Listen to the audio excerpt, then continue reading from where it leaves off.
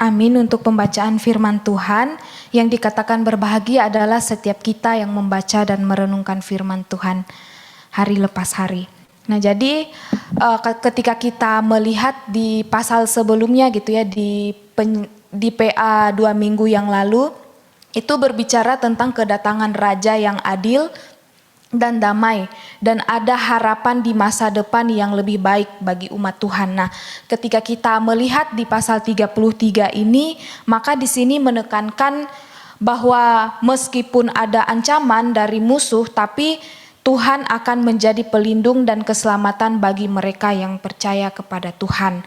Nah, ini sebagai garis besar yang saya sampaikan untuk di pasal 33 ini. Selanjutnya kita akan bersama-sama mendengarkan sharing dari Saudari Deli. Dipersilahkan. Baik, selamat malam saya ucapkan untuk kita semua, baik Bapak Ibu yang di Zoom maupun kita yang ada di Wisma bersama.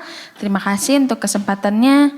Kita sudah membaca di kitab ini Yesaya 33 tadi, seperti yang dikatakan oleh Pamela, kalau di pasal yang ke-32 Yesaya berbicara tentang akan datang Raja yang adil yang memerintah. Maka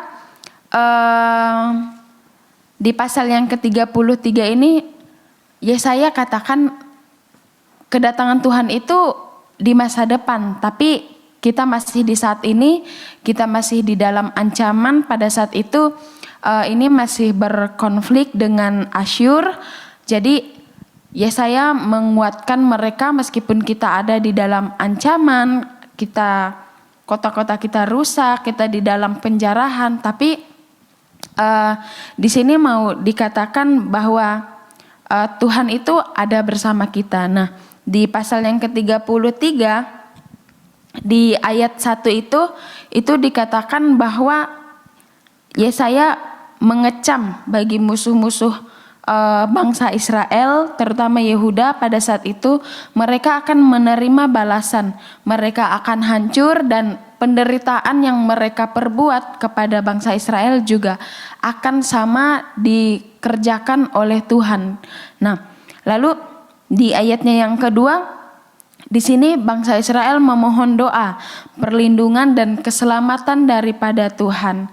Nah, maka di sini mereka punya perlindungan, mereka punya kekuatan hanya kepada Tuhan. Maka di ayatnya yang ketiga, di situ gambaran bangsa atau musuh-musuh bangsa Israel tadi ketika mengetahui Tuhan itu datang dengan kebesarannya dan kedaulatannya, maka pembalasan itu akan dikerjakan oleh Tuhan. Bagaimana di sana ketika Tuhan bangkit, maka suku-suku itu akan tercerai, bangsa-bangsa itu akan lemah, lalu mereka akan mengamankan dirinya masing-masing, seperti waktu mereka bagaimana menjara bangsa Israel. Nah, demikianlah sikap mereka, respon mereka ketika melihat pembalasan daripada Tuhan.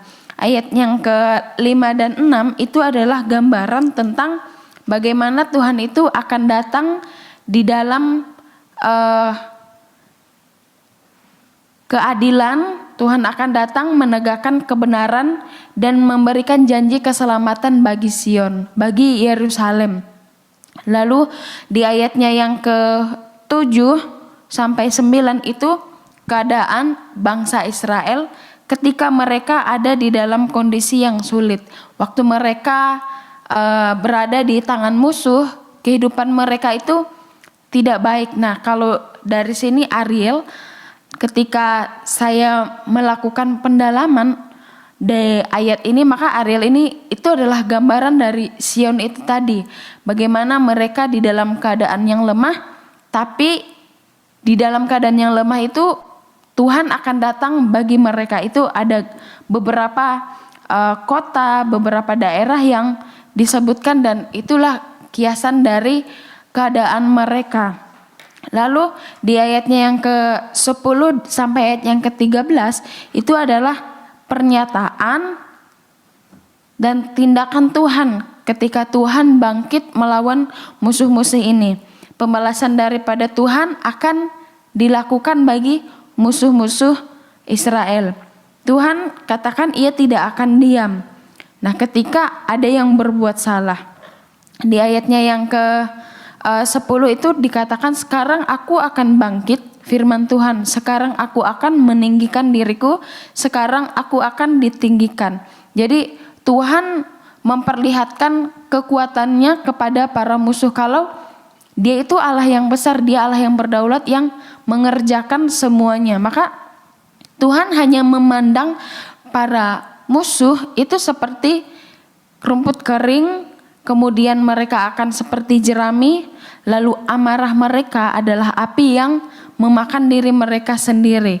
Nah, jadi di ayat yang ke-12 dibilang bangsa-bangsa akan dibakar menjadi kapur, akan dibakar dalam api seperti potongan semak durna. Itu gambaran ketika orang yang tidak percaya kepada Tuhan ketika mendapatkan pembalasan, maka tidak ada artinya di hadapan Tuhan. Tuhan akan seketika mengerjakan pembalasan itu dan tidak terlihat apa-apa orang yang berbuat salah di hadapannya. Kemudian ayat yang ke-14 itu adalah gambaran ekspresi daripada mereka, daripada musuh. Mereka katakan, siapa yang tahan berhadapan dengan Tuhan? Siapa yang tahan ada di dalam amarah Tuhan? Jadi di ayat yang ke-14 itu dikatakan bahwa mereka berkata, siapakah di antara kita yang dapat tinggal dekat api yang menghanguskan ini? Kemudian diulangi lagi, siapakah di antara kita yang dapat tinggal dekat perapian yang abadi ini? Jadi dalam ekspresi mereka katakan, siapa yang tahan dan berdiam di dalam amarah Tuhan? Siapa yang bertahan di dalam perapiannya Tuhan? Jadi mereka mengkiaskan seperti itu. Di dalam amarahnya Tuhan benar-benar menyatakan bahwa Dia berdaulat, Dia bisa mengerjakan apa yang mereka lakukan kepada bangsa Israel. Nah, kemudian di ayat yang ke-15 dan 16 maka dikatakan, inilah gambaran ketika orang yang benar hidup di hadapan Tuhan. Mereka orang yang hidup dalam kebenaran, mereka berbicara jujur, mereka menolak laba hasil pemerasan, kemudian mereka mengebaskan tangannya supaya tidak menerima suap, yang menutup telinganya supaya jangan mendengarkan rencana penumpahan darah, yang menutup matanya supaya jangan melihat kejahatan. Dia itu seperti orang yang tinggal aman di tempat-tempat tinggi, bentengnya kubu-kubu di atas bukit batu, rotinya selalu tersedia, air minumnya terjamin. Nah, ini adalah gambaran ketika orang percaya yang hidup di dalam Tuhan, maka hidupnya benar-benar menggambarkan Kristus itu sendiri, Tuhan itu sendiri. Hidup di dalam kebenaran, tidak melakukan dosa, tidak melakukan kesalahan. Kemudian ketika mereka hidup di dalam kebenaran, maka ayat yang ke-16 itu menjadi balasan daripada Tuhan. Dikatakan bahwa mereka aman, kubu-kubu mereka ada di bukit batu. Jadi ada bahaya pun Tuhan akan tetap beserta mereka. Lalu dibilang bahwa persediaan mereka itu tidak habis karena rotinya selalu tersedia dan air minumnya terjamin. Artinya bahwa pemeliharaan Tuhan itu nyata bagi orang benar. Kemudian di ayat yang ke-17 itu ayat 17 sampai ayatnya yang ke-19 itu adalah gambaran daripada Tuhan akan datang dan mereka akan melihat seorang raja yang memerintah dengan semarak atas negeri yang terbentang ke segala penjuru. Jadi Tuhan yang berkuasa akan datang, mereka akan melihat kekuasaannya Tuhan. Kemudian di ayat yang ke-20 sampai yang ke-24 itu adalah berbicara tentang di dalam keagungannya Tuhan menjanjikan bahwa di dalam Dia ada kedamaian, ada tempat yang aman, ada dikatakan ayat yang ke-20, pandanglah Sion, kota pertemuan raya kita. Matamu akan melihat Yerusalem, tempat kediaman yang aman, kemah yang tidak berpindah-pindah, patoknya tidak dicabut untuk seterusnya, dan semua talinya tidak akan putus. Maka ayat yang ke-21 dibilang, Di sana Tuhan itu sungguh mulia bagi kita, seperti tempat penuh sungai dan aliran yang lebar, perahu dayung tidak melaluinya dan kapal besar tidak menyeberanginya. Sebab Tuhanlah hakim kita, Tuhanlah panglima kita, Tuhanlah raja kita, Dia akan menyelamatkan kita. Nah, itulah Tuhan janjikan bagi mereka. Ketika mereka sudah hidup di dalam Tuhan, maka Tuhan akan datang di dalam semeraknya. Tuhan memberikan keadilan, Tuhan menegakkan kebenaran bagi mereka. Nah, jadi dalam pasal yang ke-33 ini menjadi pembelajaran bagi kita bahwa ketika yang pertama, orang yang hidup di dalam dosa akan mendapatkan pembalasan daripada Tuhan. Yang kedua, orang yang hidup di dalam kebenaran, hidupnya akan dipelihara oleh Tuhan. Dan Tuhan janjikan itu semua bagi kita. Nah, biarlah di pasal yang ke-33 ini kita terus bertumbuh dan kita terus menemukan firman yang mau berbicara kepada kita. Amin. Demikian sharing dari saya. Terima kasih.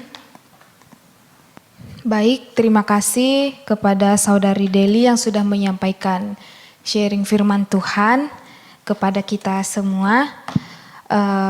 Banyak sekali tadi yang saya dapatkan poin-poin yang sudah disampaikan oleh Saudari Deli, yang dimana ketika di pasal ini gitu ya, Yesaya itu menguatkan umat Tuhan sekalipun di dalam ancaman gitu, tetapi Tuhan tetap melindunginya. Nah, saya akan bagikan poin-poin yang sudah disampaikan oleh Saudari Deli tadi, bagaimana Tuhan itu menjadi pelindung, tempat pelindung bagi umatnya gitu ya. Nah, kemudian ketika di ayat yang ketiga itu pembalasan itu akan dilakukan Tuhan gitu. Artinya ada penghakiman gitu ya bagi orang-orang yang tidak percaya kepada Tuhan gitu. Nah, kalau di ayat yang ke-5 dan 6 itu tadi dikatakan bahwa suatu gambaran Tuhan yang akan datang dalam keadilannya gitu. Dalam keadilannya berarti di sana terjadinya penghakiman gitu, penghakiman Tuhan bagi orang yang berdosa dan bagi orang yang hidupnya benar, hidup sesuai dengan apa yang Tuhan kehendaki. Nah, tadi di ayat yang ke-7 itu juga disinggung tentang Ariel. Nah, Ariel itu sendiri disebut sebagai Sion itu sendiri. Maka Tuhan yang akan datang gitu. Kemudian di ayat yang ke-10 dan 13 itu ada penyertaan Tuhan. Penyertaan Tuhan, kemudian bahwa hanya di dalam Tuhanlah gitu ya ada perlindungan. Terus Tuhan itu memperlihatkan kekuatannya kepada musuh. Kemudian orang yang tidak percaya kepada Tuhan maka akan dihancurkan oleh Tuhan. Bahkan dengan perbuatan mereka sendiri gitu. Dengan perbuatan mereka sendiri mereka akan dihancurkan. Karena apa? Karena mereka hidup di dalam dosa gitu. Hidup dengan kenikmatan apa yang mereka dapat gitu. Nah, kemudian kalau di ayat 15 dan 16 itu di situ ada gambaran orang yang hidup benar. Nah, jadi hidupnya itu menggambarkan Kristus. Tadi sudah dijelaskan juga di ayat yang ke-15 dan 16 itu, maka dia hidup di dalam benar gitu, tidak mendengar apa yang jahat lah gitu. Tetapi hidupnya ya mencerminkan Kristus gitu. Bahkan pemeliharaan Tuhan itu nyata bagi orang yang benar. Nah, itu di ayat yang ke-16. Nah, kemudian Tuhan menjanjikan pendamaian gitu, ada pendamaian. Nah, jadi yang mau kita pelajari dari sharing yang sudah Saudari Deli sampaikan tadi, bahwa orang yang hidup dalam dosa maka akan ada pembalasan. Nah, jadi ketika kita bersama-sama gitu ya mendalami Alkitab ini gitu, di pasal 33 ini adalah suatu peringatan Tuhan juga buat kita semua gitu, bukan hanya orang-orang yang ada diceritakan di dalam firman Tuhan ini, tetapi bagaimana juga kita menjadi orang-orang yang percaya bahwa untuk tetap takut berbuat dosa gitu. Itu yang menjadi menjadi peringatan bagi kita. Oke, itu saja yang saya sampaikan dari sharing yang sudah Deli sampaikan. Mungkin dari Bapak Ibu ada masukan atau ada tambahan, ada sharing, pertanyaan, dipersilakan. Ibu ya. Baik, Bu. Ya, oke, Kamela, saya coba untuk membagikan apa yang saya dapatkan hari ini. Ya, mohon izin untuk Vera, Ibu mau tampilin slide Ibu. Oke. Iya. Jadi kalau hari ini kita berlanjut dengan topik Yesaya pasal 33. Ya, setelah dilihat, tadi Deli juga udah ngomong, ada beberapa pertanyaan-pertanyaan yang muncul gitu waktu bicara tentang perusak, pengkhianat, sini siapa sih gitu ya. Akhirnya ditemukan ternyata ini adalah nubuat yang ditujukan kepada bangsa Asyur itu sendiri. Yang sombong dan kejam, penghancur yang mengancam umat Allah itu. Maka di sini dibilang celakalah mereka yang merusak akan dirusak, yang dihianati akan dihianati. Lalu tadi Deli juga udah ngomong, saya akan ngomong yang mungkin tidak disinggung oleh Deli. Kemudian pada ayat yang ke-7 dan ayat yang ke-11, 9, itu ada muncul orang-orang Aril, kemudian ada Libanon, ada Saron, Basan, dan Karmel. Itu siapa sih sebenarnya? Setelah saya cek itu tidak jauh berbeda dengan yang Deli tadi tampilkan. Orang-orang Aril itu merujuk kepada penduduk Yerusalem atau para pemimpin utusan Raja Hizkia yang menangis dengan pedih karena dihianati oleh perjanjian damai dengan Asyur. Kemudian di ayat 9 kita menemukan ada Libanon, Saron, Basan, dan Karmel. Di situ digambarkan ternyata ini adalah wilayah-wilayah tersubur yang ada waktu itu. Jadi kalau Libanon itu terkenal dengan hutan pohon arasnya, Saron itu dengan padang rumput yang hijau, Basan itu terkenal dengan peternakan dan pohon terbantin, Karmel itu terkenal dengan kebun buah dan kesuburan.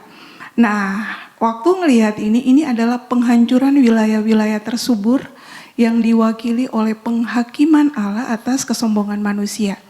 Manusia seringkali menyembah dan bersandar pada kelimpahan materi serta keindahan ciptaan alam, dan Tuhan mengizinkan Asyur merusak wilayah-wilayah ini untuk menunjukkan bahwa tanpa pemeliharaan Allah, semua kemakmuran duniawi ini bisa lenyap dalam sekejap. Kemudian di ayat yang ke-13 kita akan temukan ada orang jauh dan orang dekat, itu pertanyaan saya. Lalu saya temukan di situ ternyata ini adalah ungkapan puitis untuk mencakup seluruh umat manusia di bumi tanpa terkecuali, agar menyaksikan keperkasaan Allah saat ia menghancurkan Asyur.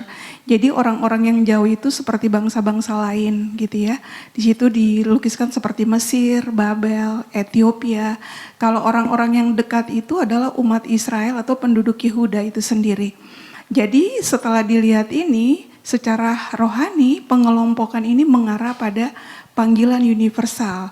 Baik bangsa non-Yahudi maupun umat perjanjian dipanggil untuk tunduk pada keadilan dan keperkasaan Allah.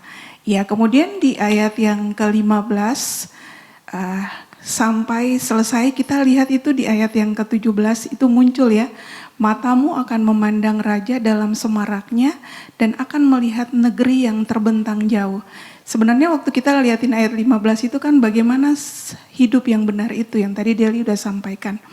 Jadi waktu ngeliatin keseluruhan itu memang keselamatan umat itu adalah pekerjaan Allah sepenuhnya. Karena sulit sebenarnya lepas dari kesulitan-kesulitan yang ada. Lalu penggenapan penuh dari Sion yang damai ini adalah kerajaan Allah, yaitu keselamatan kekal di dalam Yesus Kristus. Nah waktu dari ayat 17 itu kita temuin ya, Yesus memegang 3 jabatan itu, jadi bicara tentang sebab Tuhan adalah hakim kita, dia sebagai hakim, Tuhan adalah pemberi hukum kita, dia adalah proper atau nabi itu, Tuhan adalah raja kita, dia adalah raja itu. Jadi dia yang menyelamatkan kita dan keselamatan itu adalah karya Kristus seutuhnya.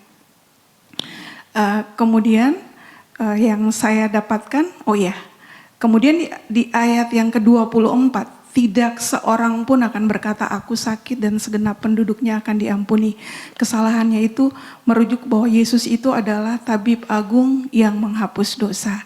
Nah dari topik kita Yesaya pasal 33 ini ada 4 poin yang saya dapatkan. Yang pertama, waktu ngeliatin Asyur dengan kesombongannya dan bagaimana akibat dari kejahatan dan dosa manusia itu, maka aplikasi yang pertama yang saya dapatkan adalah kesombongan, kejahatan, kekejaman manusia terhadap umat manusia akan selalu berhadapan dengan Allah yang berkuasa atas kehidupan.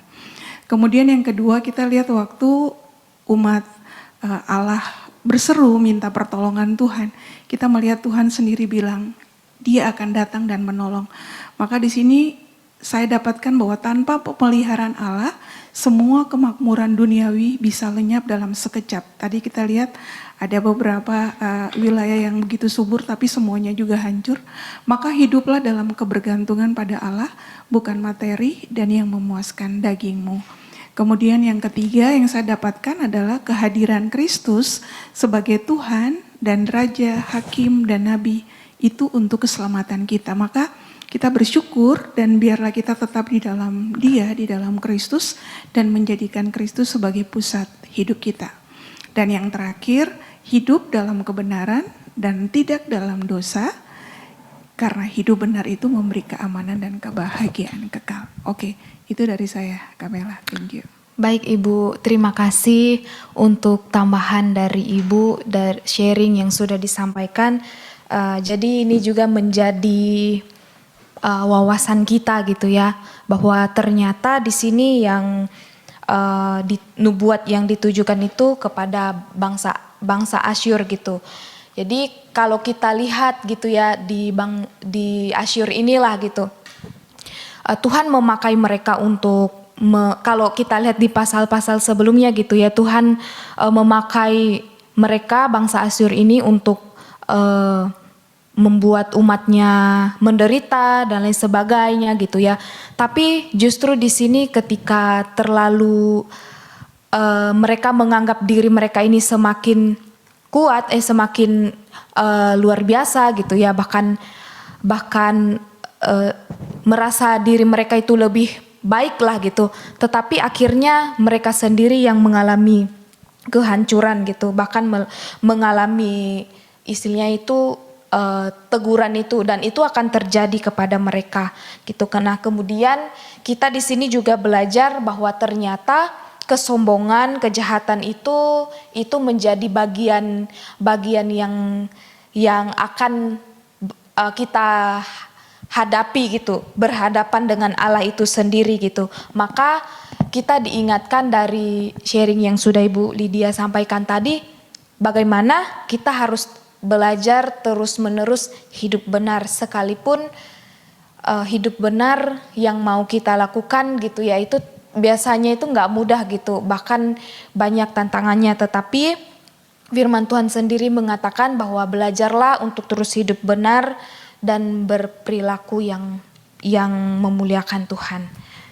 Baik, mungkin dari Bapak Ibu masih ada, baik yang ada di Zoom, dipersilakan.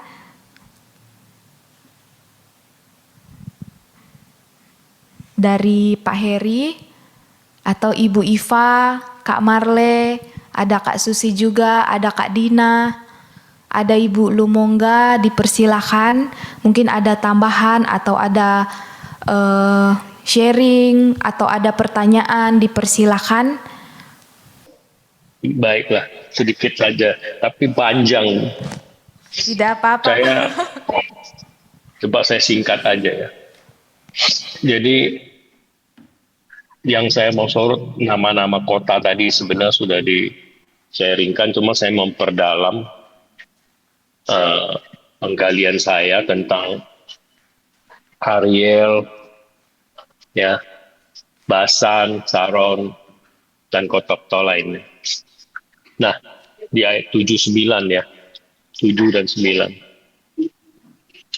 Jadi Ariel itu tadi sudah disebutin bahwa itu adalah Sion, Yerusalem ya. Tetapi kalau saya lihat linknya itu selain di Yesaya ayat 9:33 ayat 9 ini, Bapak Ibu, kita juga bisa baca di Yesaya 29 ayat 1 sampai 2. Kemudian ayat 7, 29 ayat 7. Kemudian ada di Yeskil juga 43 ayat 15 sampai 16. Nah, kemudian ada satu lagi di mana Esra, ya, Esra 8 ayat 16 kalau nggak salah ya. Iya. Nah, apa yang disebut di Ariel di situ ya hampir semua mirip ya. Ada sedikit yang beda di itu di Esra itu nama orang. Ariel bukan nama kota tapi nama orang. Nah, Ariel ini terdiri dari dua kata bahasa Ibrani yaitu R dan L ya. Jadi artinya bahwa itu artinya Tuhan. Bentar, mau catatan saya. Artinya singa Tuhan ya. Jadi kita ingat singa Yehuda ya seperti itu. Nah, di Yesaya 29 ayat 1, 2 dan 7 itu merujuk kepada Yerusalem, yaitu simbol kota ya, Sion tadi. Nah, sedangkan di Yesaya 3:7 itu di dalam tafsiran itu dikatakan itu kemungkinan merujuk kepada pengertian parah pahlawan, elam di dalam bahasa Ibrani. Jadi itu bukan nama orang, tapi kata benda ya, seperti itu. Nah, sedangkan di dalam Esra, tadi saya sudah singgung, Esra itu nama orang. Tetapi nama itu juga maknanya sama.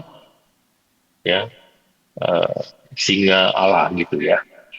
Nah, di dalam Yehezkel berbeda lagi. Yehezkel itu merujuk kepada perapian bagian atas mesbah. Seperti itu. Sebenarnya di 2 Samuel juga ada sih, 2 Samuel 23, 20, itu merujuk kepada 2 orang Ariel dari Moab. Yang disebut di sana ada orang-orang yang gagah perkasa Moab. Seperti itu.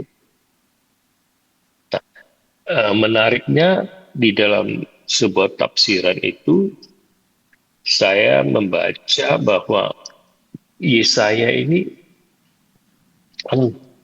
menggunakan bahasa sangat puitis ya. Jadi Yesaya ini menggabungkan dua pemahaman ini di dalam Yesaya 29 sampai 33. Meskipun satu bicara soal simbol seperti itu ya. Dan satu mendudukan kata benda tadi ya. Elam itu ya. Jadi bukan pada sebutan seperti Esra itu nama pribadi. Tetapi justru ini ironinya, Yesaya mau mengatakan bahwa Allah menghukum Ariel menjadi seperti mesbah korban. Tetapi nanti akan dipulihkan. Nah, ini yang di ayat 29 itu, di pasal 29 itu. Nah, di dalam Yesaya 33 dikatakan yang kita tadi baca, orang-orang Ariel itu menangis tidak mampu menyelamatkan kota. Didahului dengan tadi Asur ya, di ayat 1-2 tadi. Bahwa yang berkuasa saat itu. Namun Allah sendiri turun menyelamatkan Sion. Jadi tema atau pesan katakan dalam Yesaya ini adalah bahwa sesungguhnya ketidakmampuan umat Israel ya itu Tuhan akan turun tangan. Jadi keselamatan itu bukan berasal dari tentara, diplomasi atau kekuatan manusia, karena manusia umat itu tidak mampu seperti itu ya, keluar dari itu. Tetapi Tuhan sendiri, tapi Tuhan yang akan turun tangan. Nah, eh, ini berarti yang dapat kita pelajarin, yang kita boleh dapatkan dari kata Ariel ini penting sekali. Setelah saya dalami, saya dapat pemahaman bahwa kota kota Allah itu yang di 29 itu kota Allah yang merasa aman karena eh, Allah Allah sendiri yang menghukum, ya, sehingga musuh-musuh yang dihukum Allah itu membuat umat menjadi aman, ya, seperti itu. Nah, eh, tadi sudah saya singgung di pasal 33 ini menekankan, jadi ya, mirip-mirip bahwa sesungguhnya militer, diplomasi, kekuatan manusia itu gagal. Nggak mungkin bisa Sion itu diselamatkan. Sion itu hanya bisa diselamatkan, dibela oleh Tuhan, seperti itu. Ya, itu bagian yang saya dapatkan, bahwa dengan demikian bahwa sesungguhnya eh, hukuman itu mendahului keselamatan yang Tuhan berikan. Ya, jadi Tuhan, orang-orang yang setia, orang-orang yang percaya, umatnya itu memang dihukum Tuhan, tetapi bukan pemusnahan, tetapi ada pemurnian. Jadi kembali lagi kita ingat pelajaran-pelajaran sebelumnya, selalu ditekankan demikian, bahwa manusia tak berdaya, manusia tidak bisa selamat. Keselamatan itu bukan karena kekuatan militer, ya, seperti Asur, tetap aja akan hancur. Keselamatan itu bagi umat itu adalah di dalam Tuhan, ya, kekuatan dari Tuhan yang memberikan keselamatan. Nah, itu poin pertama, ulang berulang kalau kita perhatikan, Tuhan menekankan itu kepada umat, ya, kepada kita, ya, seperti itu. Banyak mengandalkan kemampuan, kekuatan manusia, baik itu materi, militer, dan sebagainya. Itu yang ayat 7 ya, tentang Ariel, ya. Jadi saya mau menambahkan itu supaya kita semakin banyak wawasan tentang kata Ariel itu. Kemudian satu lagi, Pamela, di ayat 9 ya. Tadi Bu Lydia udah singgung bahwa Libanon, ya, Saron, apalagi ya, Basan, nah, Karmel, ya, itu semua memang melambangkan yang tadi sudah disebut kemakmuran lah, baik dari peternakan, dari perkebunan, ya, dari hasil hutan dan lain sebagainya. Semua itu melambangkan kesuburan, kemakmuran, kekayaan, ya, seperti itu ya. Kelimpahan, ya, Karmel itu ya, tentang pohon zaitun, anggur, dan panen yang berkelimpahan. Mengapa 4 daerah ini diangkat oleh saya? Tafsiran yang saya bisa dapatkan adalah bahwa keempat daerah ini memiliki kesamaan, ya, kesuburan, kekayaan, kehidupan. Semua itu harus disadari bahwa itu semua berkat umum, berkat yang Tuhan berikan, gitu ya, kepada kepada 4 kota itu lain. Tapi semua itu kemudian hilang, ya. Semua itu hancur. Gitu. Jadi pesan yang bisa saya dapatkan dari ini adalah bila Allah menarik berkatnya, ya, tempat yang paling subur pun menjadi tandus. Ya, jadi jangan sombong, jangan angkuh, jangan merasa bisa berdiri di atas kaki sendiri tanpa kekuatan Tuhan, karena semuanya berkat umum yang Tuhan berikan. Seperti itu. Nah, kemudian selain itu yang mau saya tambahkan sedikit lagi, aplikasi lah ya buat kita. Jadi sekali lagi Yesaya memakai bahasa-bahasa simbolik ini, bahasa puitis ini untuk menunjukkan bahwa keamanan tidak terletak pada kesuburan tanah, kekuatan pertumbuhan ekonomi, ya, yang selalu kita dengarkan dengung-dengung di dalam dunia ini ya, bangsa-bangsa ya, keindahan alam, ya, menjadi apa itu sumber penghasilan negara dari wisata ya, seperti itu ya. Semuanya sudah ditunjukkan melalui Libanon, Saron, Basan, dan Karmel. Wah, itu semua simbol-simbol kekayaan, keamanan, kesuburan, apa segala macam itu. Semua bisa habis, semua bisa punah. Semua itu semua karena sumbernya dari Tuhan. Kalau Tuhan tidak inginkan itu terus menjadi sumber kemakmuran, maka itu akan tandus. Semua itu akan layu gitu loh. Ya, sebaliknya kalau Yesaya mau gambarkan bahwa pemulihan padang gurun dan padang kering akan bergirang, kemudian Libanon akan diberikan kepadanya semarak Karmel dan Saron. Itu di dalam ayat-ayat awal tadi kita bisa lihat ya, di ayat 1 Yesaya. Maksud saya kalau kita lihat konteksnya nanti ke pasal berikutnya ya, di pasal 35 dan kita nemukan itu nanti. Jadi Yesaya 33 ayat 9 ini merupakan sebuah gambaran penghakiman lah ya, bahwa yang sombong itu akan dihakimi Tuhan, seperti itu.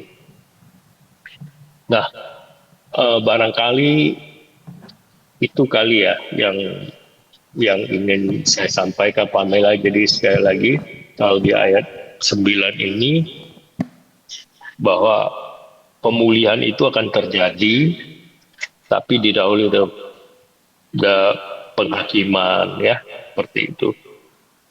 Jadi yang ayat 7 tadi penekanan adalah bahwa kita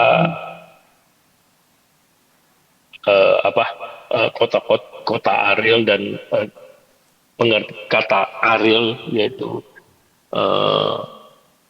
apa itu namanya, singa Tuhan, orang-orang perkasa segala macam itu pun tidak ada artinya, kan kekuatan secara simbol kemiliteran, kekayaan dan lain sebagainya itu tidak bisa memberikan keselamatan, tapi Tuhanlah yang menjadi keselamatan kita. Nah, jadi dua hal itu yang boleh saya dapatkan ya dari kota-kota yang menarik tadi yang di ayat 7 dan 9. Saya kira itu barangkali ya Pamela yang saya mau sampaikan. Terima kasih. Baik Pak, terima kasih Pak untuk sharingnya, untuk tambahannya.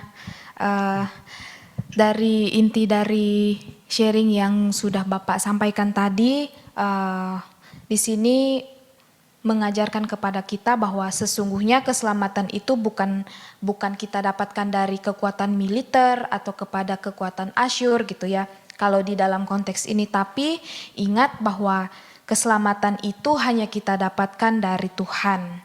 Nah, oke, Bapak Ibu, sebelum saya persilahkan kepada Bapak Pendeta Julius Mangantibe, saya bertanya kembali apakah masih ada tanggapan atau sharing yang ingin disampaikan oleh Bapak Ibu, dipersilahkan.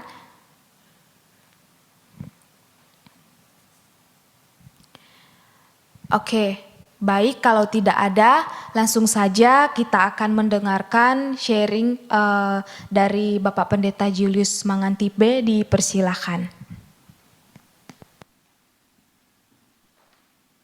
Baik, terima kasih Saudari Pamela.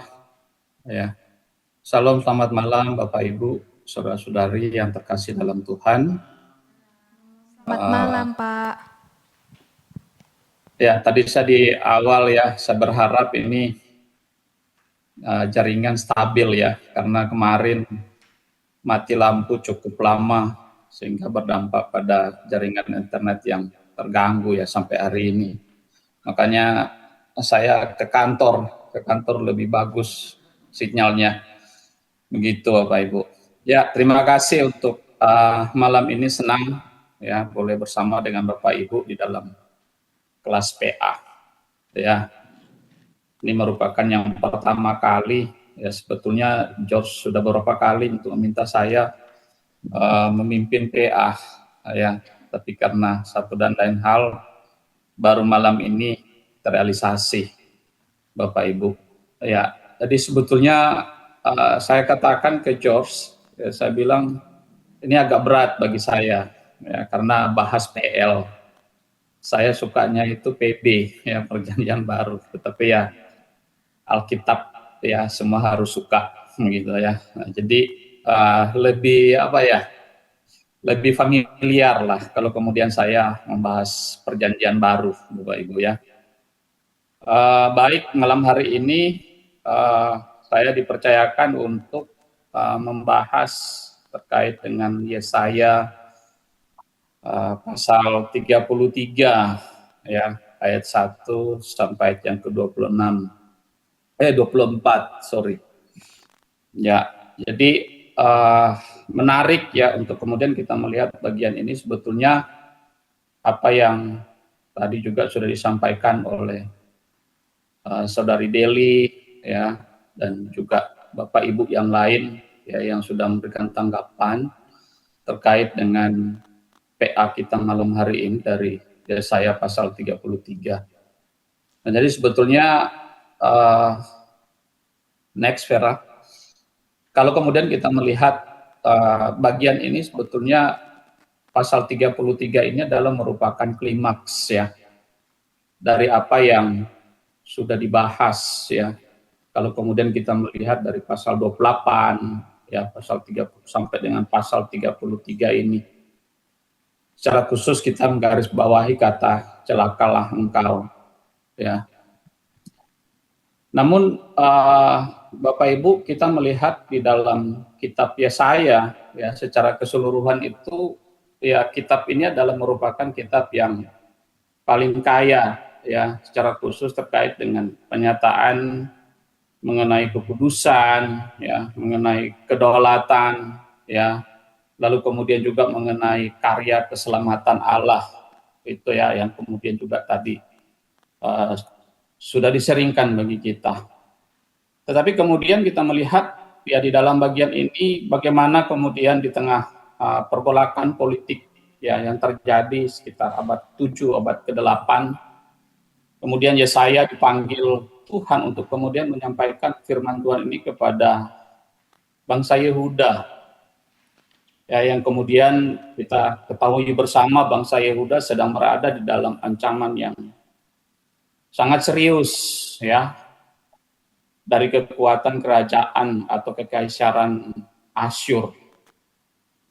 Ya, sehingga kemudian di dalam pasal 33 ini adalah merupakan puncak ya dari serangkaian nubuat yang kemudian disampaikan oleh Nabi Yesaya. Ya, yang tadi saya sudah katakan kata celakalah engkau. Nah, ini memperlihatkan kepada kita bagaimana kemudian Allah bertindak sebagai hakim ya atas bangsa-bangsa, tetapi juga sekaligus juga memperlihatkan kepada kita ya bahwa Allah juga adalah sebagai penebus bagi umat perjanjiannya. Ya, kalau kemudian kita di dalam pembahasan sebelumnya itu sudah disinggung ya bahwa bangsa Israel itu adalah bangsa yang terikat ya karena persekutuan, tapi bukan hanya sekedar persekutuan karena ada ikatan perjanjian. Ya, oleh karena itu di dalam Yesaya pasal 33 ini tidak hanya berbicara, tadi sudah diseringkan, sudah dibagikan kepada kita semua, mengenai kehancuran sebuah kerajaan dunia. Tadi ada bangsa-bangsa yang pada daerah-daerah yang begitu megah, ya, begitu indah, begitu makmur, begitu sukses dan seterusnya. Tetapi kita juga melihat di dalam bagian ini adalah bagaimana kemudian pembaruan Sion, ya, Yerusalem. Tadi Ariel ya tadi sudah disebutkan sebagai lambang atas pemerintahan Allah yang kekal itu sendiri. Next. Dan menarik Bapak Ibu kita melihat ya di dalam kalau secara latar belakang ini sebetulnya juga sudah disinggung. Ya, bisa lanjut Vera. Oleh pemateri-pemateri sebelumnya ya bahas pasal 30, pasal 31, pasal 32. Ya ini kita melihat bagaimana perluasan militer dari Kaisaran Asyur ya di bawah pemerintahan Raja Sanherib ya yang kemudian tadi juga disinggung di kitab-kitab yang lain ya Yeskiel, raja-raja dan seterusnya.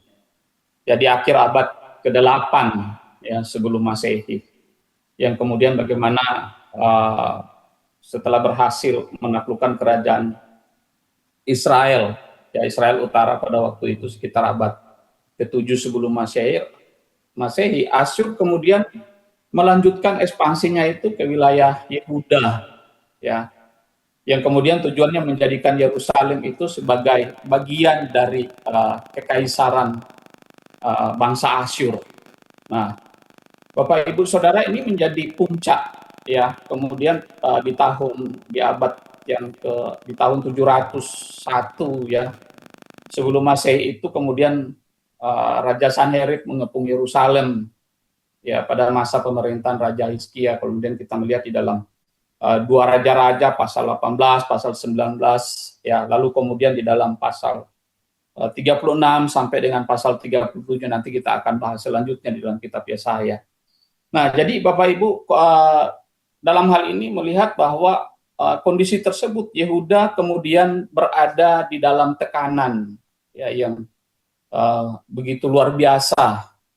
Ya, tekanan politik, tekanan ekonomi, militer dan seterusnya. Ya. Sehingga kemudian bagaimana kita ya sudah disinggung sebelumnya bangsa Yehuda kemudian membangun aliansi dengan Mesir.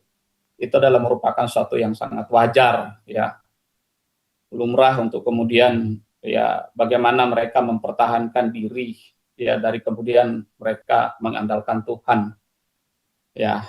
Nah, Bapak Ibu, keputusan Yehuda ini untuk kemudian mengandalkan Mesir ini mencerminkan krisis iman. Krisis spiritual yang kemudian ini menjadi perhatian utama dari nubuatan Nabi Yesaya. Ya, jadi sebetulnya ancaman terbesar itu ya bukan karena kekuatan militer Asyur yang begitu luar biasa dahsyat ya, tetapi karena kecenderungan hati yang kemudian mulai mempercayai hikmat ya pengetahuan manusia lebih daripada Allah itu sendiri. Nah, inilah menariknya kemudian kita melihat ya selanjutnya ya di dalam bagian-bagian ini bagaimana ya Asyur memang kemudian dipakai sebagai alat penghukuman terhadap Yehuda. Ya di dalam pasal 10 kitab Yesaya kita melihat, tetapi juga kemudian kita melihat bangsa itu tidak kemudian pernah berada di luar batas providensia Allah, ya kehadiran Allah. Jadi ketika Asyur bertindak dengan kesombongannya, ya dengan keangkuhannya, dan kemudian melampaui maksud Allah, maka itulah kita melihat bagaimana Tuhan sendiri bangkit sebagai hakim, ya untuk kemudian menghakimi mereka. Ya. Nah, lalu kemudian kita melihat di dalam pasal 33 ini Bapak Ibu, ini adalah merupakan bagian dari tadi yang kemudian saya sudah sebutkan ya dari pasal-pasal sebelumnya. Yang kemudian kita melihat ada perbedaan ya dari kata seruan celakalah itu yang kemudian telah disinggung ya di bagian-bagian sebelumnya yang ditujukan kepada bangsa Yehuda karena ketidaktaatan mereka, karena ketidakpercayaan mereka kepada Allah. Sehingga kemudian di dalam pasal 33 ini, kata celakalah ini kemudian justru kita melihat bahwa ini tidak lagi ditujukan kepada Yehuda karena ketidaktaatan mereka, karena ketidakpercayaan mereka kepada Allah, tetapi justru diarahkan kepada Asyur sebagai bangsa yang sombong, ya, bangsa pengkhianat. Nah, Bapak Ibu, menarik untuk kemudian kita melihat bagian ini, bagaimana pergeseran ini menunjukkan bahwa Allah kemudian setelah Allah mendisiplinkan umatnya, lalu kemudian Allah juga bertindak untuk kemudian menghakimi bangsa-bangsa yang kemudian dipakai Allah untuk melaksanakan penghukuman bagi orang-orang yang kemudian tidak taat kepada Tuhan. Maka sebetulnya kita melihat di dalam pasal ini Bapak Ibu menjadi titik balik ya yang kemudian memperlihatkan keseimbangan ya antara keadilan Allah terhadap bangsa-bangsa dan kemudian kasih setia Allah kepada umat perjanjiannya. Ya, yang ini menjadi sesuatu yang menarik ya untuk kemudian kita bahas. Next, Vera. Nah, kita melihat bagian ini ya Bapak Ibu, saya membagikan Yesaya pasal 33 ini ke dalam 3 bagian besar. Ya, di ayat 1 sampai ayatnya yang ke-6, yaitu kita melihat bagaimana nubuat ya penghukuman ya, nubuat penghukuman dan juga doa pengharapan ya. Di sini kemudian kita melihat bahwa Allah menyatakan penghukumannya atas Asyur sebagai penghancur, sebagai pengkhianat, sementara kemudian kita melihat umat Allah dipanggil untuk kemudian berharap dan bergantung kepada Tuhan. Ya, maka di ayat 1 sampai ayatnya yang ke-6 ini adalah merupakan pembukaan, tetapi juga menjadi fondasi ya sebetulnya dari keseluruhan pasal 33 ini. Mengapa demikian? Karena bagian ini memperlihatkan kontras yang sangat jelas, ya, perbedaan yang sangat jelas ya di sana terkait dengan penghukuman Allah terhadap Asyur sebagai bangsa penindas dan juga pengharapan yang kemudian diberikan kepada Yehuda sebagai umat perjanjian yang kemudian mereka kembali berharap bergantung kepada Tuhan. Maka di dalam ayat 1 sampai ayatnya yang ke-6 ini adalah merupakan bagian ya kita melihat bagaimana penghakiman atas kejahatan dan juga doa iman umat Allah serta kemudian intervensi Allah itu sendiri, pemerintahan Allah yang penuh dengan keadilan juga keselamatan. Maka kita melihat di dalam bagian ini Bapak Ibu adalah bagaimana Allah yang berdaulat itu menunjukkan ya dia memerintah di dalam sejarah ya yang kalau kemudian kita melihat ya di bagian itu Allah ya ada 2 karya yang begitu besar yang kemudian Allah perlihatkan, yaitu mengenai keadilan dan juga ya keadilan dalam menghukum dosa dan juga kemudian anugerah Allah itu sendiri dalam menyelamatkan umat pilihannya.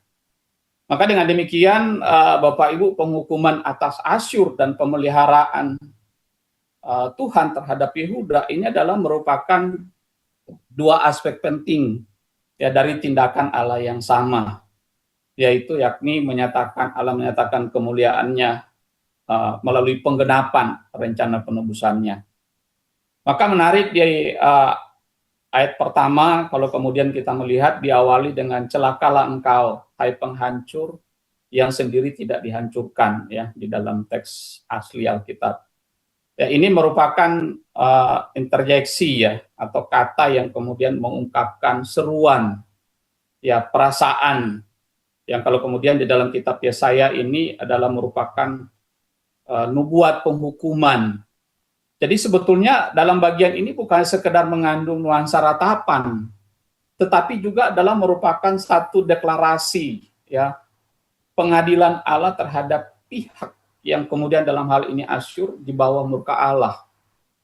Dan yang menariknya adalah Bapak Ibu ya, di dalam pasal 28 sampai dengan pasal 32 seruan celaka lah ini itu lebih banyak kemudian tadi seperti yang sudah saya katakan ya, ditunjukkan kepada bangsa Yehuda ya, karena ketidaktaatan mereka, karena ketidakpercayaan mereka, dan pasal ini bergeser ya, tadi sudah saya singgung ya, kepada Asyur ya, sebagai bangsa yang penuh dengan kesombongan, bangsa yang penuh dengan kejahatan ya, kekejaman.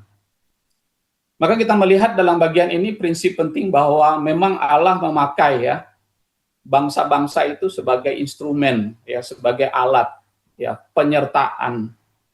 Tetapi juga kita melihat bahwa bangsa-bangsa itu tetap juga bertanggung jawab ya secara moral atas dosa-dosa mereka. Selanjutnya kita melihat Bapak Ibu di dalam bagian ini juga Alkitab menyatakan bahwa Allah sendirilah sebagai pelaku penghukuman itu. Ya, sekalipun namanya tidak kemudian kita melihat di dalam bagian ini bagaimana ada seorang penafsir ya, Edward Young, kemudian menegaskan bahwa penghukuman terhadap Asyur ini menunjukkan konsistensi dari karakter Allah sebagai hakim yang adil. Karena Allah tidak membiarkan kesombongan manusia itu berlangsung tanpa batas. Ya. Dan juga kemudian juga ada penafsir lain yang kemudian juga menanggapi bagian ini, yaitu John Oswald. Dia menjelaskan bahwa penghukuman ini bukan terutama karena Asyur yang kemudian menjadi musuh Yehuda, tetapi juga karena mereka meninggikan diri mereka di atas Allah dan kemudian menganggap bahwa keberhasilan militer mereka itu sebagai hasil dari kekuatan mereka sendiri. Maka kemudian kita melihat ya di dalam bagian ini ya bagaimana setelah nubuat penghukuman maka kita melihat ya ada doa, ada pengharapan yang kemudian diserukan oleh bangsa Yehuda, yaitu ya Tuhan kasihanilah kami, kepadamulah kami menanti. Bapak Ibu Saudara, permohonan ini menunjukkan bahwa umat menyadari bahwa mereka tidak memiliki jasa untuk kemudian memiliki atau kemudian memperoleh pertolongan Allah dari Allah. Karena sebetulnya keselamatan hanya mungkin terjadi itu karena belas kasihan ya, karena kasih karunia Allah. Nah, bagian ini mau mengingatkan kita ya, kemudian kita melihat di dalam bagian selanjutnya bagaimana bisa dikatakan menanti dengan penuh pengharapan ya, yang kemudian dicatat oleh Nabi Yesaya. Ini adalah merupakan satu tindakan iman yang aktif ya. Bagaimana kemudian umat mempercayakan seluruh kehidupan mereka itu kepada Allah sambil kemudian menantikan bagaimana Allah bekerja di dalam kehidupan mereka. Nah, jadi Bapak Ibu Saudara, kita melihat bahwa bagian ini mengenai doa dan juga pengharapan ini adalah merupakan transformasi, ya, perubahan rohani yang radikal dari umat Allah yang kemudian berbalik kepada Allah, ya, bergantung sepenuhnya kepada Allah. Maka Bapak Ibu, kita diajarkan bahwa kita harus berhenti untuk kemudian mengandalkan kekuatan kita sendiri, ya. Lalu kemudian kita kembali kepada Allah, ya, di dalam iman. Maka kita melihat di sini bagaimana kemudian Tuhan mengajarkan kita, ya. Lalu kemudian kita melihat juga intervensi Allah itu melalui suara gemuruh, ya, bangsa-bangsa yang kemudian melarikan diri di ayat yang ketiga dan ayat yang keempat. Lalu kemudian di ayat yang kelima, ayat yang keenam, di sana juga sudah disebutkan tadi, sudah disinggung tadi bagaimana Tuhan meninggikan, Tuhan Maha Tinggi itu karena memang Dia Allah yang kemudian diam, ya, di tempat yang tinggi itu. Lalu kemudian memenuhi Sion, ya, umatnya itu dengan keadilan dan kebenaran, yang kemudian juga ditegaskan, ya, bagaimana Allah, tindakan Allah itu menegakkan keadilan dan juga kemudian kebenaran itu menjadi karakter Allah yang mendasar. Lalu kemudian di ayat yang ke-6 di sana kemudian bagaimana Yesaya kemudian menyinggung untuk kemudian bagaimana umat hidup di dalam takut akan Tuhan. Ya, maka Bapak Ibu Saudara, bagian ini mau menjelaskan, ya, memperlihatkan kepada kita, ya, di ayat yang ke-1 sampai ayat yang ke-6, ya, ada satu keseimbangan yang begitu indah, ya, antara keadilan Allah dan juga anugerah Allah. Ya. Berikutnya bagian yang kedua, next. Kita melihat, ya, mengenai krisis umat dan juga respon Allah, ya, ayat yang ke-7 sampai ayat yang ke-16. Ya, bagaimana Allah yang kudus itu bangkit, ya, di dalam penyertaannya yang sempurna, ya, sehingga kemudian ada respon umat, ya, di tengah krisis yang kemudian mereka alami. Sehingga di dalam ayat yang ke-7 sampai ayat yang ke-16 ini adalah merupakan titik balik yang sangat penting, ya, dari bagian ini. Ya, yang tadi di ayat 1 sampai ayat 6, ya, sudah begitu jelas, ya, memperlihatkan kepada kita. Dan kemudian di ayat yang ke-7 sampai ayat yang ke-16 ini adalah menggambarkan realitas krisis, ya, yang kemudian sedang dialami oleh bangsa Yehuda, tetapi juga sekaligus memperlihatkan kepada kita penyataan Allah yang bangkit, ya, untuk bertindak, ya, berkali-kali di sana disebutkan, ya, di dalam bagian itu. Maka kita melihat di ayat yang ke-7 sampai ayat yang ke-9 itu adalah merupakan kesedihan bangsa, ya, lalu kemudian ayat yang ke-10 sampai ayat yang ke-13 itu merupakan satu deklarasi, ya, dari intervensi Allah. Ya, lalu kemudian berpuncak di ayat yang ke-14 sampai ayat yang ke-16, ya, bagaimana umat dipanggil untuk hidup kudus di hadapan Allah. Maka Bapak Ibu saudara-saudari yang terkasih di dalam Tuhan Yesus Kristus, kita melihat bahwa krisis ini menjadi sarana, ya, yang kemudian dipakai Allah untuk kemudian menyatakan kekudusannya, ya, menghancurkan kepercayaan manusia kepada kekuatannya sendiri, kepada pengetahuannya sendiri, kepada hikmatnya sendiri. Lalu kemudian memanggil kembali umat untuk kemudian hidup, ya, di dalam kesetiaan kepada perjanjian dengan Allah.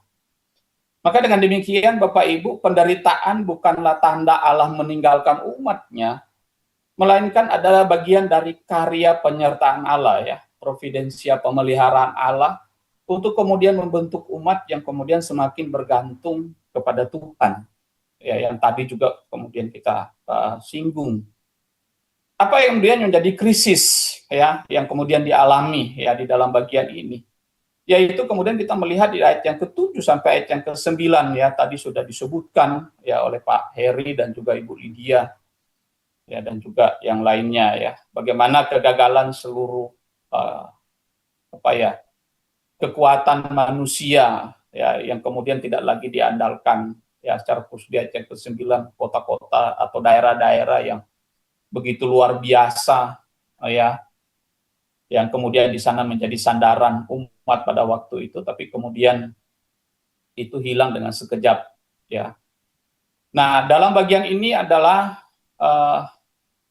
kita melihat bahwa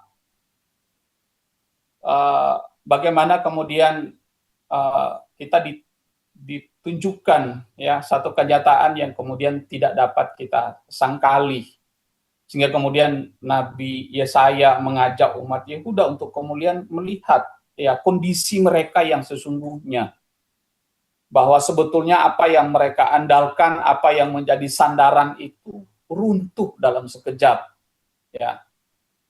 Sehingga kemudian kita melihat bagaimana juga kemudian di dalam teks-teks ini ada kalimat-kalimat yang menunjukkan jalan-jalan raya yang kemudian menjadi sunyi, ya. Ya, sebetulnya ini sunyi bukan, ya, apa, ya, tetapi sunyi dalam hal ini adalah dalam pengertian teks asli Alkitab adalah hancur, ya, terlantar dan lain sebagainya. Ya, oleh karena apa? Oleh karena ya, akibat dari invasi Asyur tadi, ya. Sehingga kemudian jalan perdagangan terputus, hubungan diplomatik gagal, ya, kehidupan ekonomi yang kemudian menjadi porak-porandakan, ya.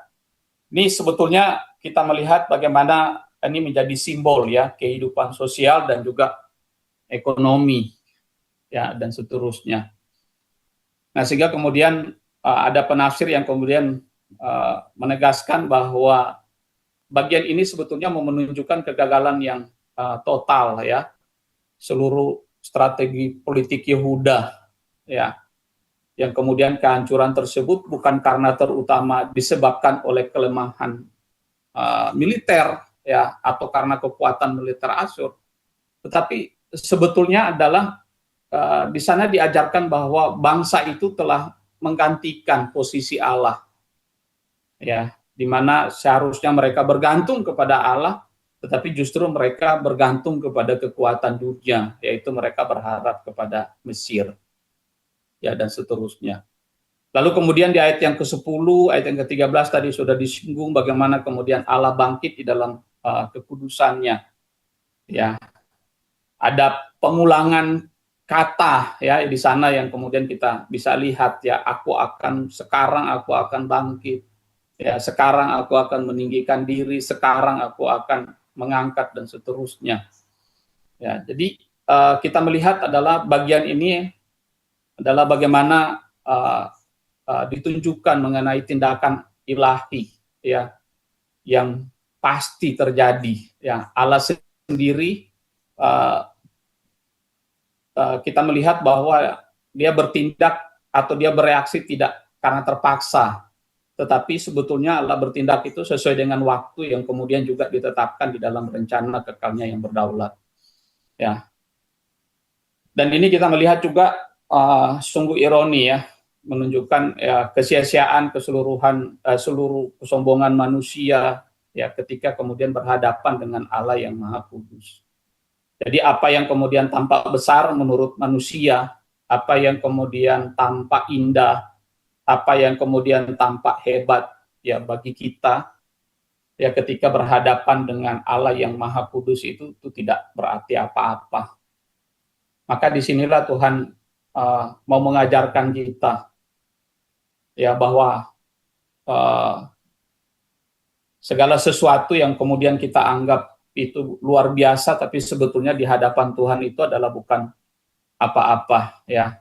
Dan disinilah Allah kemudian memperlihatkan bahwa semua usaha manusia yang tidak berakar pada kehendaknya itu akan menjadi sia-sia, ya. Sehingga kemudian ditekankan di ayat yang ke-14 sampai dengan ayat yang ke-16 di sana mengenai kekudusan Allah yang kemudian juga menuntut, ya, kekudusan umat itu juga harus juga menjadi bagian, ya. Sehingga kemudian ada kalimat, ya, siapakah di antara kita yang dapat tinggal, ya, bersama api yang menghanguskan ini. Ya, sebetulnya bagian ini menjadi satu pertanyaan retoris yang sangat penting, ya, secara teologis. Api yang menghanguskan di sini bukan menuju kepada murka, ya, terhadap bangsa-bangsa kafir, yang kemudian juga di pasal 34 nanti juga, ya, penghakuman atau penghakiman terhadap bangsa Edom. Tetapi ini adalah bagian yang memang mau menunjukkan mengenai kekudusan Allah itu sendiri, ya. Gambaran ini Bapak Ibu mengingatkan kita pada peristiwa Gunung Sinai, ya, ketika hadirat Allah dinyatakan di dalam api yang menyala-nyala, ya, melalui Nabi Musa, ya. Maka Bapak Ibu saudara-saudari, kekudusan Allah ini adalah merupakan atribut yang menjadi dasar dari seluruh tindakan Allah yang berdaulat. Jadi Allah bukan hanya sekedar Allah yang mengasihi, tetapi juga Allah adalah Allah yang sepenuhnya kudus. Maka tidak seorang pun di antara kita yang kemudian dapat hidup di hadapannya tanpa ada pembaharuan hidup, ya, di dalam kekudusan Tuhan itu sendiri. Lalu kemudian di ayat yang ke-15 di sana ada 6 karakter yang tadi sudah disebutkan, ya, berjalan dalam kebenaran, berkata jujur, ya keuntungan dan seterusnya. Ini adalah merupakan bagian karakter-karakter yang kemudian menunjukkan ya karakter-karakter ilahi. Nah, jadi sebetulnya karakter-karakter ini bukan muncul karena usaha kita, ya, tetapi karakter-karakter ini adalah muncul karena buah, ya, dari kehidupan orang-orang yang kemudian telah hidup di dalam perjanjian dengan anugerah Allah itu sendiri. Jadi, sehingga penafsir Andre Davis ya dalam hal ini menekankan bahwa ini adalah merupakan gambaran ya transformasi moral yang dikerjakan Allah terhadap umatnya.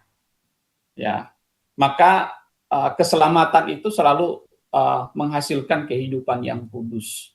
Maka ini juga menjadi satu penegasan bagi kita. Dan yang menariknya Bapak Ibu adalah di ayat yang ke-16 ini ditutup dengan sebuah janji yang begitu luar biasa bahwa Dialah yaitu Tuhan yang akan diam di tempat yang tinggi.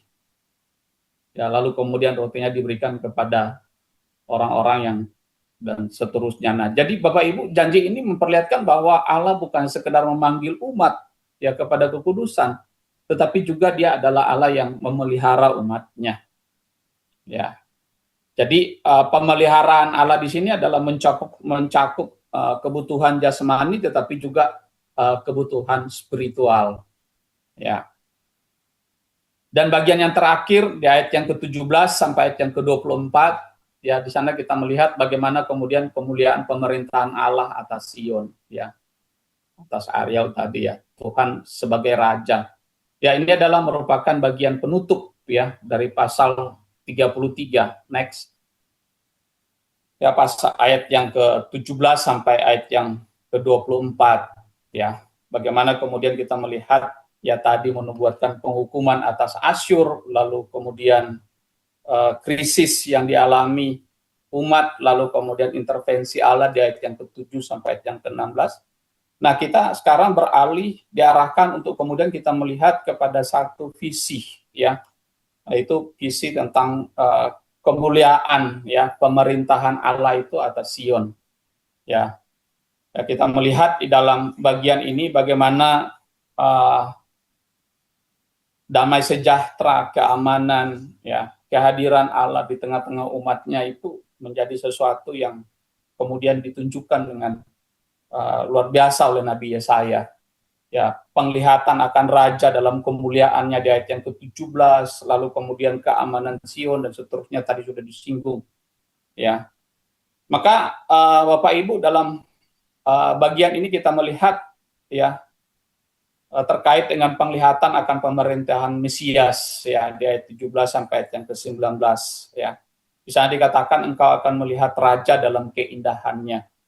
Ini adalah merupakan kata kunci yang kemudian mendominasi bagian ya akhir dari pasal ini. Kalau kemudian kita melihat di dalam perjanjian lama ya kata raja itu bukan sekedar menuju kepada penguasa politik, tetapi kata raja itu lebih menunjuk kepada pribadi yang kemudian memerintah atas umat Allah ya. Tentu berdasarkan keadilan ya, berdasarkan kebenaran, berdasarkan perjanjian.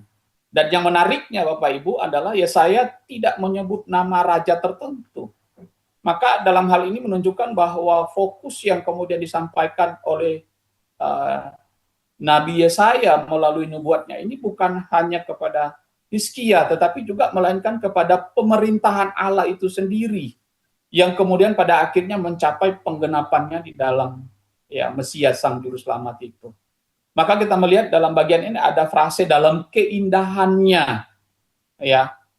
Kata keindahan di situ adalah di dalam teks asli itu tidak hanya memiliki pengertian indah di sana, tetapi juga adalah mulia, sempurna. Maka keindahan di sini adalah bukan terutama keindahan fisik, tetapi adalah keindahan yang kemudian memunculkan kemuliaan ilahi yang terpancar dari pemerintahan Allah itu sendiri. Ya, maka disinilah kita melihat bahwa bagian ini menunjukkan bahwa umat akan mengalami pernyataan Allah yang secara nyata ya di dalam kehidupannya. Lalu kemudian di ayat yang ke-18 ya, sampai 19, bagian ini kemudian mengingatkan bangsa ya akan lenyapnya ancaman ya. Di sana ada pernyataan, di manakah pencatat itu, di manakah penimbang UPT itu. Ya, pertanyaan-pertanyaan ini adalah merupakan atau menunjukkan simbol ya dari kekuasaan Asyur yang telah berlalu ya. Kekuasaan Asyur yang telah sirna. Apa yang kemudian dahulu menimbulkan ketakutan ya itu kemudian istilahnya menjadi kenangan. Ya, lalu kemudian ada penafsir Alex Moyer ya. Di dalam bagian ini dia menyatakan bahwa Allah membalikan seluruh keadaan sehingga umat yang dahulu tertindas ini kemudian menghadapi menikmati ya damai sejahtera itu. Lalu kemudian yang menariknya adalah di ayat yang ke-20 sampai ayat yang ke-22. Ya, bagaimana Tuhan memerintah atas Sion ya. Kerajaan Allah yang tidak tergoncangkan itu ya. Sana dikatakan pandanglah Sion ya. Ini adalah bukan sekedar lihat saja ya dengan mata jasmani, tetapi ini adalah merupakan undangan untuk kemudian melihat dengan mata iman.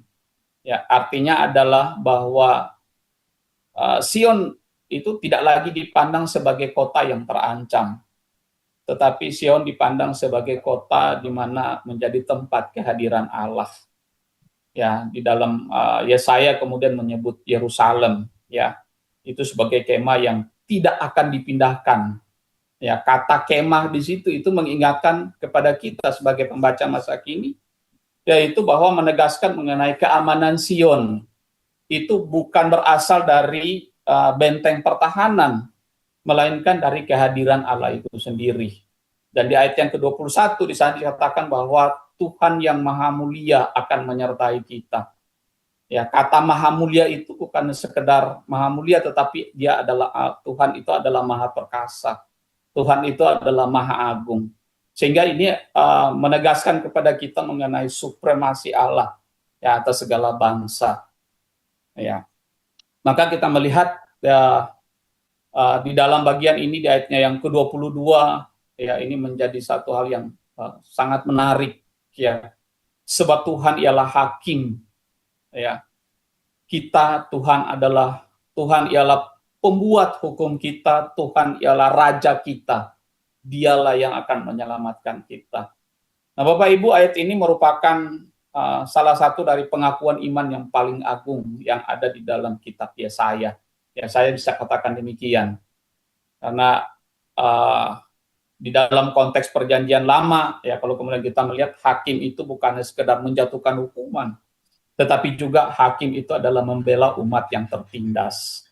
Allah sebagai hakim berarti ia menegakkan keadilan dengan begitu sempurna. Lalu kemudian Allah sebagai pembuat hukum. Di dalam teks asli artinya itu adalah Allah menetapkan hukum. Jadi dalam bagian ini adalah Allah bukan hanya melaksanakan hukum, tetapi juga menjadi sumber hukum itu sendiri. Maka ini yang kemudian menjadi seluruh standar moral ya, yang berasal dari karakter Allah yang kudus. Lalu kemudian yang ketiga itu adalah menegaskan Allah sebagai raja ya, yang kemudian memerintah dengan kuasa mutlak atas umatnya. Dan keempat, kita melihat di sana menyebutkan bahwa ia akan menyelamatkan kita. Ini menunjukkan bahwa keselamatan merupakan tindakan aktif Allah. Manusia tidak dapat menyelamatkan diri sendiri. Ya, termasuk saya dan juga Bapak Ibu Saudara. Tetapi Allah lah yang bertindak sebagai subjek ya atas keselamatan itu sendiri.